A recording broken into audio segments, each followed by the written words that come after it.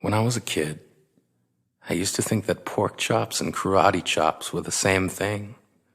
I thought they were both pork chops. And because my grandmother thought it was cute, and because they were my favorite, she let me keep doing it. Not really a big deal. One day, before I realized fat kids are not designed to climb trees, I fell out of a tree and bruised the right side of my body. I didn't want to tell my grandmother about it because I was scared I'd get in trouble for playing somewhere I shouldn't have been. A few days later, the gym teacher noticed the bruise and I got sent to the principal's office. From there, I was sent to another small room with a really nice lady who asked me all kinds of questions about my life at home. I saw no reason to lie. As far as I was concerned, life was pretty good. I told her whenever I'm sad, my grandmother gives me karate chops. This led to a full-scale investigation, and I was removed from the house for 3 days until they finally decided to ask how I got the bruises. News of this silly little story quickly spread through the school, and I earned my first nickname, Pork Chop. To this day, I hate pork chops. I'm not the only kid who grew up this way, surrounded by people who used to say that rhyme about sticks and stones. As if broken bones hurt more than the names we got called, and we got called them all. So we grew up believing no one would ever fall in love with us, that we'd be lonely forever, that we'd never meet someone to make us feel like the sun was something they built for us in their tool shed. So broken heartstrings bled the blues as we tried to empty ourselves so we would feel nothing. Don't tell me that hurts less than a broken bone, that an ingrown life is something surgeons can cut away, that there's no way for it to metastasize. It does. She was 8 years old, our first day of grade 3, when she got called ugly. We both got moved to the back of class so we would stop getting bombarded by spitballs. But the school halls were a battleground where we found ourselves outnumbered day after wretched day. We used to stay inside for recess because outside was worse. Outside we'd have to rehearse running away or learn to stay still like statues, giving no clues that we were there in grade 5. They taped a sign to the front of her desk that read, "Beware of dog." To this day, despite a loving husband, she doesn't think she's beautiful because of a birthmark that takes up a little less than half her face. Kids used to say she looks like a wrong answer that someone tried to erase but couldn't quite get the job done.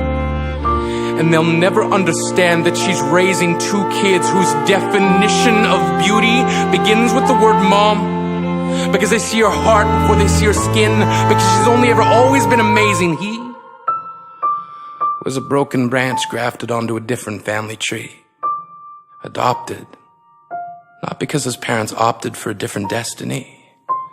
He was 3 when it became a mixed drink of 1 part left alone and 2 parts tragedy. Started therapy in 8th grade, had a personality made up of tests and pills, lived like the uphills were mountains and the downhills were cliffs, 4/5 suicidal, a tidal wave of antidepressants, and an adolescence being called pauper. 1 part because of the pills, 99 parts because of the cruelty. He tried to kill himself in grade 10 when a kid who could still go home to mom and dad had the audacity to tell him, "Get over it." As if depression is something that can be remedied by any of the contents found in a first aid kit. To this day, he is a stick of TNT lit from both ends. Could describe to you in detail the way the sky bends in the moments before it's about to fall. And despite an army of friends who all call him an inspiration, he remains a conversation piece between people who can't understand. Sometimes being drug-free has less to do with addiction and more to do with sanity. We weren't the only kids who grew up this way. To this day, kids are still being called names. The classics were, "Hey stupid," "Hey spaz." Seems like every school has an arsenal of names getting updated every year. And if a kid breaks in a school and no one around chooses to hear, do they make a sound? Or they're just background noise from a soundtrack stuck on repeat when people say things like kids can be cruel? Every school was a big top circus tent, and the pecking order went from acrobats to lion tamers, from clowns to carnies. All of these miles ahead of who we were freaks. lobster claw boys and bearded ladies, oddities juggling depression and loneliness, playing solitaire, spinning the bottle, trying to kiss the wounded parts of ourselves and heal. But at night, while the others slept, we kept walking the tightrope. It was practice, and yes, some of us fell. But I want to tell them that all of this is just debris left over when we finally decide to smash all the things we thought we used to be. And if you can't see anything beautiful about yourself, get a better mirror. Look a little closer. Stare a little longer. Because there's something inside you that made you keep trying despite everyone who told you to quit. You built a cast around your broken heart and signed it yourself. You signed it. They were wrong. Because maybe you didn't belong to a group or a clique. Maybe they decided to pick you last for basketball or everything. Maybe you used to bring bruises and broken teeth to show and tell but never told. Because how can you hold your ground if everyone around you wants to bury you beneath it? You have to believe that they were wrong. They have to be wrong.